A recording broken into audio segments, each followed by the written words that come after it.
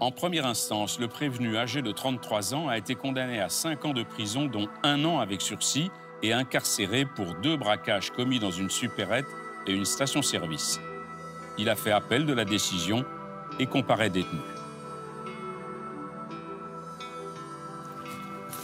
Alors, on peut résumer les faits de la façon suivante. La gérante de cette station-service avait été contrainte, sous la menace d'une arme de poing, de remettre le contenu de sa caisse, à raison de 220 € au braqueur qu'elle avait par ailleurs reconnu comme étant un de ses clients.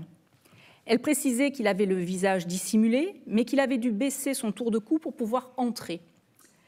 Le lendemain, un nouveau braquage.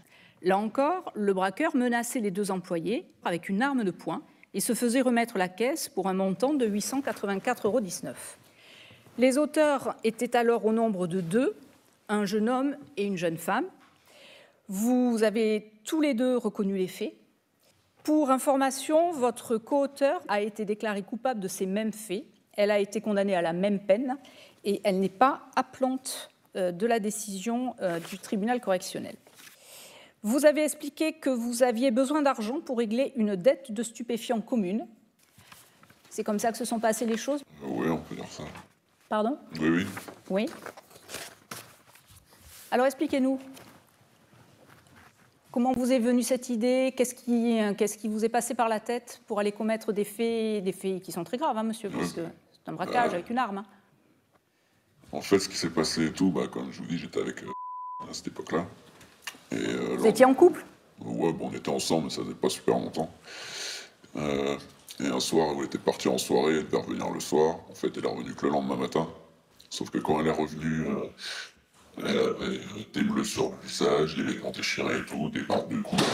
Et en fait, elle m'a dit qu'elle avait une dette à son grossiste de drogue, qu'il l'avait attrapé dans la soirée avec des amis, qu'il l'avait frappé et tout. Et du coup, que si elle remboursait pas vite sa dette, il viendrait la chercher. Du coup, j'ai essayé de demander de l'argent à droite à gauche, mais bon, ça s'était pas fait. Du coup, au final, on a pris la décision stupide de commettre un vol pour pouvoir rembourser. Expliquez-nous, monsieur, quelle était votre situation au moment des faits? Enfin, je travaillais en intérim. Vous êtes consommateur de produits stupéfiants? Oui, ça m'arrive. Enfin, ça vous arrive, vous êtes sous méthadone aussi, monsieur, donc c'est pas seulement ça m'arrive de temps en temps, c'est quand même...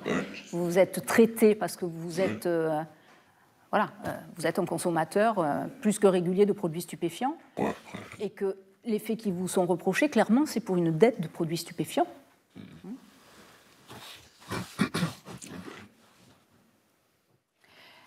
Est-ce que sur la personnalité de monsieur, il y a des questions?